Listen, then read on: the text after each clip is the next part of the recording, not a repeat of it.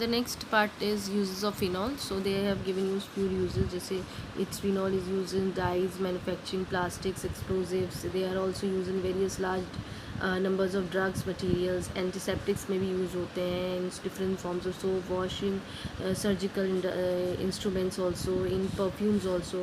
So these are the few uses which you can remember. Then the point arises कि test आता है phenol का. There are specific tests that is given in our course, and there are only two test. पहला है ferric chloride test है और दूसरा है आपका dyes test. Now in case of ferric chloride test if we see, तो phenols gives blue, green और violet colour in neutral. So जब अगर आप फिनॉल में आप when you add neutral ferric chloride, so it will give you these colours. Either it will give you blue या green और it will give you a violet colour with neutral solution. ठीक है. But if you compare it with the alcohols, तो alcohols में अब अगर आप neutral ferric chloride डालेंगे तो वो आपको कोई कलर चेंज नहीं देता है. मतलब न्यूट्रल फेरिक क्लोराइड का जो कलर है वो वैसे का वैसे ही रहता है. So this is one of the test. Second is your dye test होता है. डाई टेस्ट जैसे इसको हम बेसिकली कपलिंग रिएक्शन टेस्ट कहते हैं. ठीक है. This thing is also there. So this part if you see that what you do, you always take an ice cold solution of phenol. तो आपने क्या करा, ice cold solution of phenol you are taking,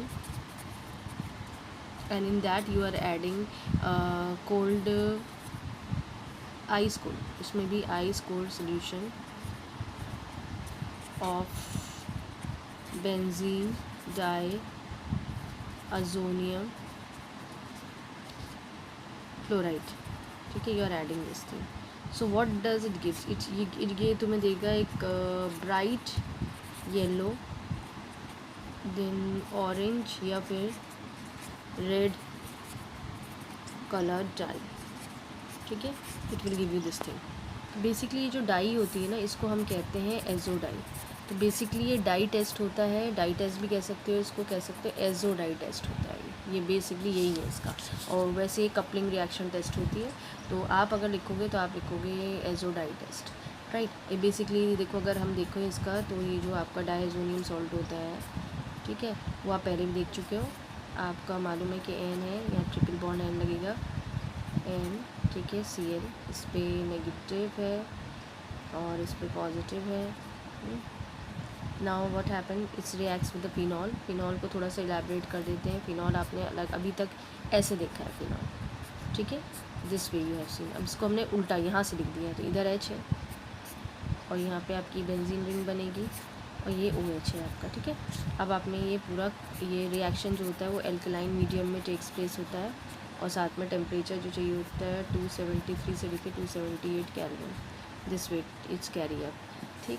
अब इसमें आपने simple is that कि आप क्या करेंगे, क्या होना चाहिए. तो इसमें देखो बाय प्रोडक्ट यहाँ से HCl निकलता है.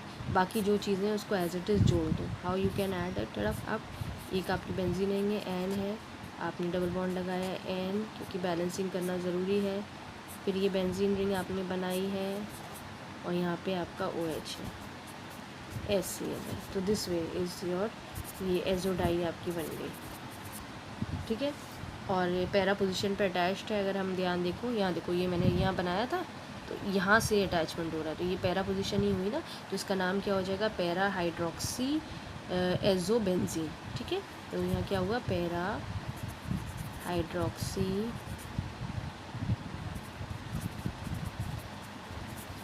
बेंजीन. ये चीज़ आपको ध्यान देना है. It's okay.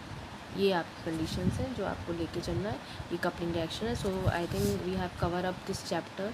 पूरा हमारा alcohol, phenols, ethers we have completed. I have made different videos. So please go through with all the videos and this chapter is completed. Again I am telling you that name reactions comes, conversion comes, and reaction reasoning. This is the solid part that comes. name reaction तो देखो यही 2-3 ही हैं जो तुम्हें याद करनी है इस चैप्टर में, है ना. और इसे फिनॉल्स में भी देख लीजिएगा आप लोग, है ना. तो देर आर नेम रिएक्शन, तो ये डेफिनेट है, वो आती है चाहे कन्वर्जन्स में आए या डायरेक्टली आए. कन्वर्जन्स आना ही आना है आपका. और रीजनिंग आनी है. जो फिजिकल रीजनिंग बेसिकली जो फिजिकल प्रॉपर्टीज़ वाला पोर्शन होता है ना, उससे बहुत आती है. या ये फिनॉल वाला जो क्वेश्चन अभी हमने डिस्कस करा, acidic character of phenol, that is also there. So please focus on it and learn these topics.